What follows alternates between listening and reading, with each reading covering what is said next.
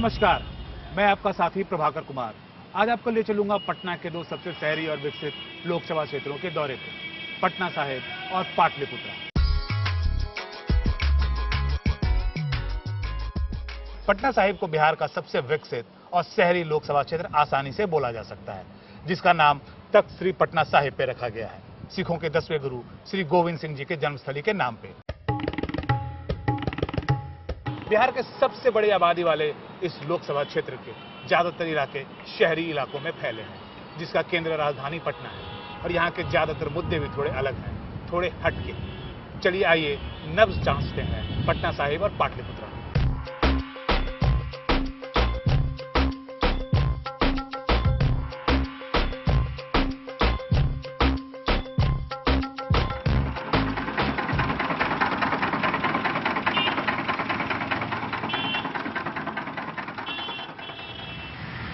ये बिहार का एकमात्र लोकसभा क्षेत्र है जहां संख्या के आधार पर कायस्थ जाति का दावा बनता है।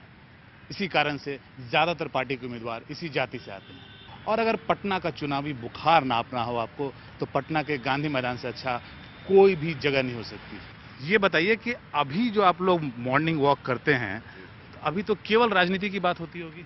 100% ये तो चुनाव का माहौल है, तो इसमें मतलब 100% जो है वह राजनीतिक बातें भी होती है। कि आपके कुछ मित्र हैं जिनसे मैं अभी बात कर रहा था, उन लोगों ने अभी कुछ बीजेपी और नरेंद्र मोदी की हवा की बात की।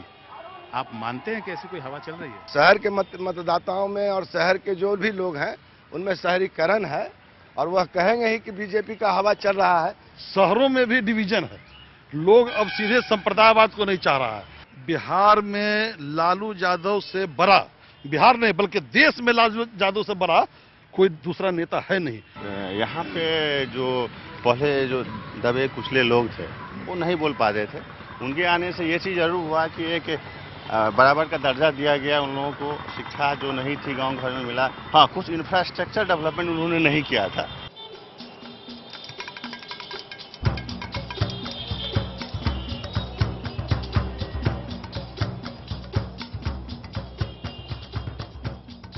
अब बिहार की बात करें, बिहार की राजनीति की बात करें, और अगर लिट्टी और सत्तू की चर्चा न करें तो ये अपने आप में एक अपराध होगा। इन्हीं लिट्टी और सत्तू के दुकानों पे लोग जुटते हैं, न केवल लिट्टी और सत्तू का मजा लेने के लिए, बल्कि राजनीति पे भी चर्चा होती है। आइए चलिए बात करते हैं लोगों से बिहार की राजनीति पे और साथ में लिट्टी का भी मजा लेते हैं। आप अगर जो उम्मीदवार को वोट देते हैं, आपके दिमाग में कंसर्न क्या होता है? मतलब किस इशू पे आप उम्मीदवार का वोट करते हैं? उसकी पार्टी देख के, उम्मीदवार देख के, या उसका कास्ट देख के? उम्मीदवार देख के।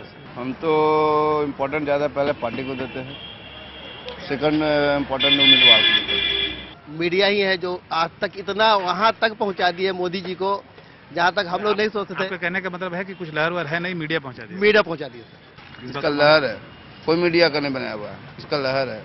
इस बार मोदी सरकार ही है, केंद्र और कोई नहीं। इससे नीतीश कुमार को काफी नुकसान होगा ही होगा। चलिए हम बिहार की राजनीति पर चर्चा जारी रखेंगे, पटना साहिब और पाटलिपुत्रा की राजनीति पे।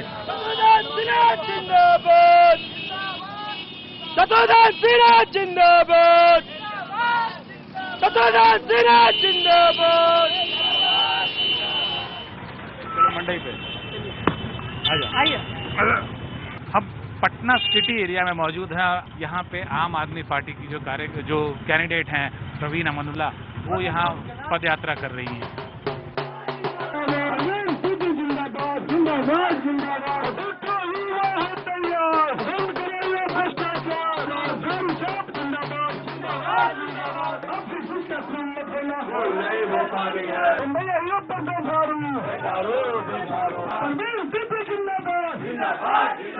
हमारे साथ हैं पटना साहिब से आम आदमी पार्टी के उम्मीदवार प्रवीण अमानुल्लाह। आप तो बड़ी आरामदेह कुर्सी पे बैठी हुई थी मैडम, फिर ये सब क्यों हुआ था?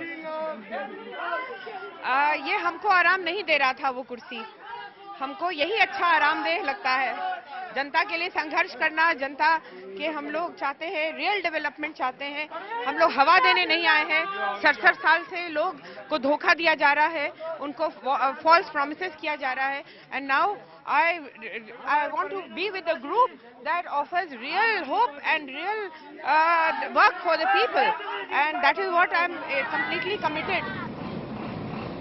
ये मौली किधर है? मौली और हम लगभग पहुंच गए सभा स्थल पे। ये छोटा सा जो आप मजमा देख रहे हैं, जो हुजूम देख रहे हैं, यहीं पे जेडीयू के जो अध्यक्ष हैं शरद यादव, वो हेलीकॉप्टर से आने वाले हैं। और उसके बाद जो जेडीयू के कैंडिडेट हैं डॉक्टर गोपाल प्रसाद सिन्हा, उनके पक्ष में यहाँ पे एक छोटी सी चुनावी सभा है। डॉक्टर गोपाल प्रसाद सिन्हा पटना साहिब से जेडीयू के कैंडिडेट हैं। चलिए आइए सभा में चलते हैं और उनसे बात करने की कोशिश करते हैं डॉक्टर गोपाल प्रसाद सिन्हा से। आपका सांसद कैसा हो? पेशे से ये चिकित्सक हैं। चिकित्सा की दुनिया में इनका खासा नाम है। 71 साल की उम्र में राजनीति में कदम रख रहे हैं। हमारे साथ हैं जेडीयू के पटना साहिब से उम्मीदवार डॉक्टर गोपाल प्रसाद सिन्हा। सर, हमसे बात करने के लिए बहुत बहुत धन्यवाद। ये बताइए कि नीतीश कुमार के पार्टी के कैंडिडेट होना मुसीबत का चीज है या आपको इसका फायदा मिलता है? बहुत फायदा मिलता है। मुसीबत तो खैर है ही नहीं, बशर्ते आदमी अपने पे विश्वास रखे। नीतीश कुमार का जो कार्य है वो हमारा मूल प्लैंक है। मैं जनता को तो जाता हूँ, पूर्ण दृढ़ता के साथ, विश्वास के साथ जनता सुनती है और एक भी वॉइस नहीं करता है तो नीतीश के खिलाफ हो। उनके कार्यों की सारे तरफ प्रशंसा हो रही है। क्या ये सच्चाई है कि जो जेडीयू के जितने भी उम्मीदवार होते हैं वो ज्यादातर जो है वो लड़ाई में इसलिए हैं क्योंकि नीतीश कुमार का वोट बैंक जो बेस है उनके साथ है? ये बहुत हद तक सही है, लेकिन कैंडिडेट का अपना भी सबल और स्वच्छ छवि और सकारात्मक होना तीनों बहुत जरूरी है।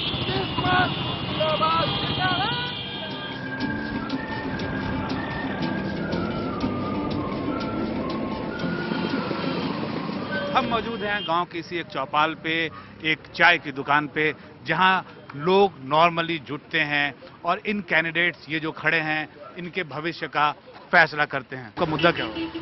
सर, हमारा मुद्दा यही है कि हमारे गांव में बिजली, रोड, ये सबन विकास, स्कूल, ये सबन के जो बढ़िया चीज होगा उसी को हम लोग वोट देंगे। नहीं, जात का देख के नहीं देते हैं। हम तो देख के देते हैं कि कोई जैसा मालिक कैंडिडेट मेरा बढ़िया है, ये अच्छा विकास करेगा, उसी का देख के हम लोग वोट देते हैं। ऐसा नहीं कि हम कोई जातिवादी के वोट देते हैं। हमको जो विकास करेगा उसका वोट देंगे। शत्रुघ्न सिन्हा जी मान ली कि 5 साल एमपी मेरा रहा, यहाँ तक क्षेत्र में नहीं आए हैं। और देखिए क्या बदलाव होना चाहिए।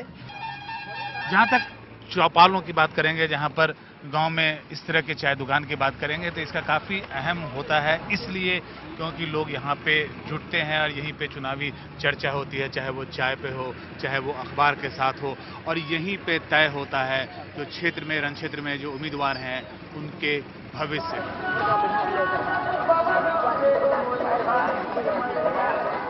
हम पटना के गांधी घाट पे मौजूद हैं, पटना यूनिवर्सिटी के पास में, जहां हमारे साथ मौजूद हैं पटना यूनिवर्सिटी के कुछ स्टूडेंट्स, उस यंग वॉयस, उस नई आबादी को रिप्रेजेंट करते हैं जिसमें से कई शायद पहली बार अपना मत देंगे, अपना वोट देंगे, अपना मतदान का अधिकार का प्रयोग करेंगे। आप ये बताइए, आप शायद पहली बार इस बार वोट देंगे, कौन से 2 मुद्दे हैं जिसके ऊपर आप वोट देंगे? वुमेन को सिक्योरिटी मिले पहला, और एजुकेशन में थोड़ा इम्प्रूवमेंट हो। हमारे क्या कहते हैं पटना साहिब जो शत्रुघ्न सिन्हा जी हैं, यानी कि टिकट जीतने के बाद फिर यानी जब इलेक्शन का टाइम हुआ है तो अब आए हैं, यानी कि फिर टिकट लेकर आए हैं, तो ये बहुत गलत बात है। देखिए, जब तक वो फिल्मी दुनिया में थे वो हीरो के रूप में थे, जब से वो राजनीति के क्षेत्र में आए हैं वो खलनायक की भूमिका निभा रहे हैं वो, और खलनायक जैसा वो काम कर रहे हैं, और 5 साल पर आते हैं और जनता को मूर्ख बना करके वो जाते हैं। आप जो ये आवाजें सुन रहे थे, ये पटना के जो नए वोटर्स हैं, जो यंग वोटर्स हैं, जो शायद पहली बार अपने मतदान का प्रयोग करेंगे, उनकी चिंताएं थी। और अब हम बात करेंगे यहाँ से जाने के बाद पटना के व्यापारी वर्ग से कि उनकी क्या समस्याएं हैं, उनके क्या एजेंडे हैं, और वो किस एजेंडे पे इस बार अपने मेंबर ऑफ पार्लियामेंट को चुनेंगे।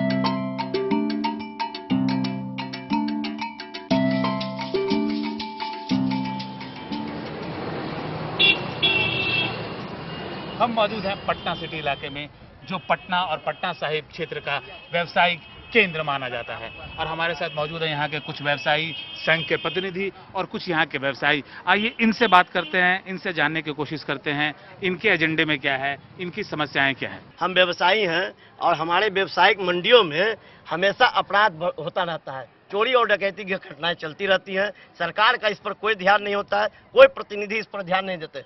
जब तक एनडीए की सरकार थी अपराध पे अंकुश था, और विकास भी अच्छी तरह हो रहा था। जैसे ही गठबंधन टूटा, सारा चीज धराशायी हो गए, लोग सरकार बचाने में लगे रह गए और स्थानीय मुद्दा गौन हो गया। हमारा एमपी हमेशा हम लोग के साथ रहा है और स्थानीय मुद्दा जैसे अभी कैंसर संस्थान उन्हीं का देन है। एम्स का आज पटना में आगमन हुआ है। पटना साहिब में गिरजा हॉस्पिटल में एम्स का उद्घाटन विधिवत हो चुका है। उसमें कुछ दिन में आरंभ भी हो जाएगा उसमें चिकित्सा। तो तरह तरह की योजनाएं, खेल कूद संबंधित जितनी भी तरह की योजनाएं यहाँ होती है, आयोजन होती है, उसमें वो आते हैं और हम लोग का मार्गदर्शन देते हैं। जी, आप इसे इस क्षेत्र की बदकिस्मती माने या विडंबना माने, लेकिन 20 साल पहले जो मुद्दा था, लोग बिजली सड़क पानी की बात करते थे, आज भी वही बात कर रहे हैं। और नीतीश कुमार के जो विकास के दावे हों, चाहे एमपी की जो तारीफ में ये पुल बांध रहे हैं, उसके बाद भी इनके मुद्दे जो हैं उससे बड़े नहीं हुए हैं। अभी भी वो बिजली सड़क पानी की बात कर रहे हैं।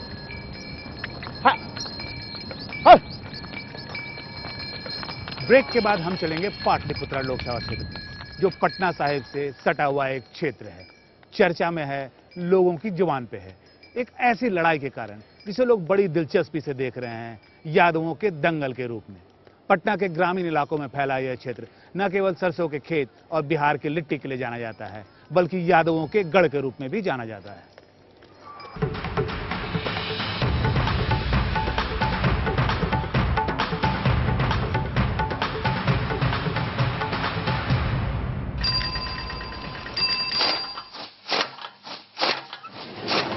पाटलिपुत्रा लोकसभा क्षेत्र यादवों के अखाड़े में बदल गया है, जहां 3 बड़े यादव नेता अपनी किस्मत आजमा रहे हैं। जेडीयू की तरफ से वर्तमान एमपी रंजन यादव अपनी ताल ठोक रहे हैं, तो वहीं दूसरी ओर लालू यादव के पुराने हनुमान रामकृपाल यादव अपना पाला बदलकर बीजेपी के टिकट पे हैं। और इन सब के बीच फंसी है लालू यादव की इज्जत। लालू की बेटी मीसा भारती अपने पिता के पार्टी के चुनाव चिन्ह पर चुनाव में आगाज कर रही हैं, पाटलिपुत्रा से। और यह केवल एक चुनावी दंगल नहीं, बल्कि यादवों की तख्त की लड़ाई है। और यही कारण है सबने अपनी पूरी ताकत झोंकी हुई है। मालिक नहीं मैं बना, 3 बार लोकसभा का मेंबर था, नौकर की तरह जनता की सेवा किया है 24 घंटा। लोग बोलते हैं कि आपने लालू प्रसाद यादव को धोखा दिया। नहीं, मैंने कभी धोखा नहीं दिया। पूरी ईमानदारी और निष्ठा के साथ में रहा हूँ। लालू जी हमको इस लायक में नहीं समझे कि मैं उनका एक साधारण सा सिपाही कार्यकर्ता बन के जैसे काम करता था, रहने का काम करता। आपने मोदी जी की आंधी देखी, उसका पाला पलट लिया? मैंने कोई मोदी जी की आंधी देखकर नहीं किया है। मोदी जी की आंधी तो चल ही रहा है भाई। मगर जिस तरह से वहाँ कार्यकर्ताओं की उपेक्षा हो रही है और देश एक नया परिवर्तन की तरफ अग्रसर है, देश हिंदुस्तान चाह रहा है कि मोदी जी देश के प्रधानमंत्री जी बने। उस महाअभियान में मैंने अपने आप को जोड़ने का काम किया है।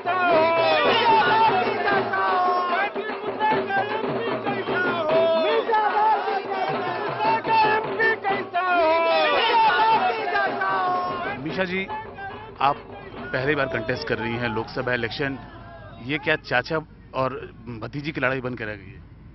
देखिए, चाचा तो वो आज भी मेरे हैं और ये चाचा भतीजी की कोई लड़ाई नहीं है।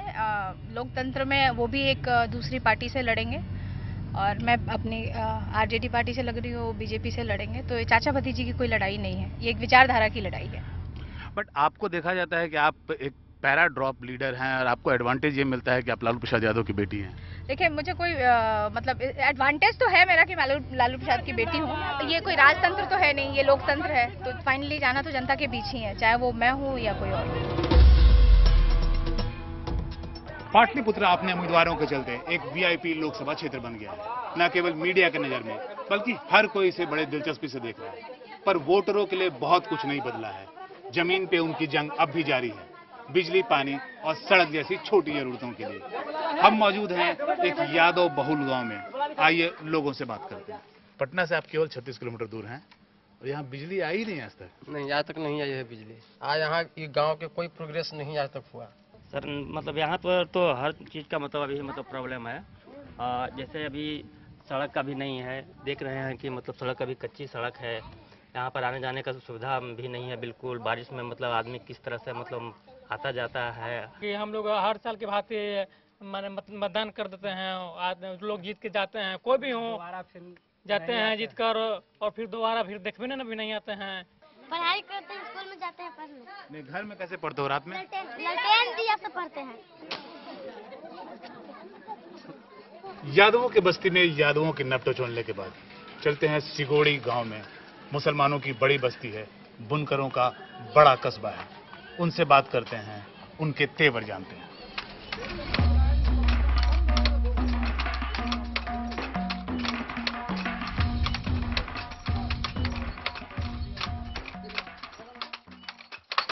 ये मुसलमानों का गांव है, यहाँ तो बहुत लोग आता होगा डोरा डालने।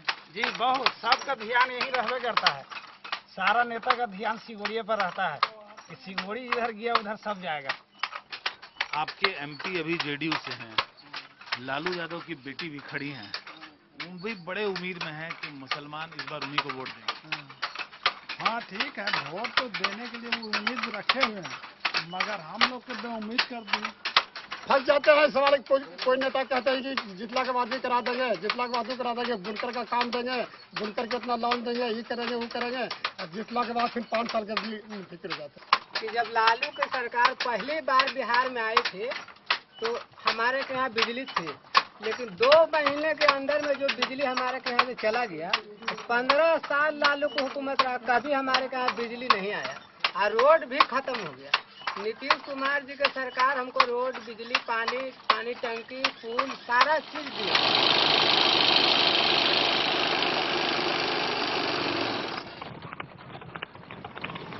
पाटलिपुत्रा के मामले में लालू यादव कोई कोताही नहीं बरत रहे। आखिर उनकी बेटी का राजनीतिक भविष्य इसी चुनाव क्षेत्र के फैसले पे टिका है और ये बात उनके राजनीतिक विरोधी नीतीश कुमार बखूबी समझते हैं। वे अच्छी तरह जानते हैं कि पाटलिपुत्रा को हारने का दर्द लालू यादव को सबसे ज्यादा होगा और यही कारण है कि नीतीश कुमार ने अपनी पूरी ताकत झोंक रखी है। बंदूकें चारों ओर से गरज रही हैं। यहाँ के चुनाव नतीजे ही बताएंगे कि किसकी गोली खाली थी और किसकी गोली निशाने पर लगी। पाटलिपुत्रा और पटना साहिब के चुनावी यात्रा पे प्रभाकर कुमार, IBN 7।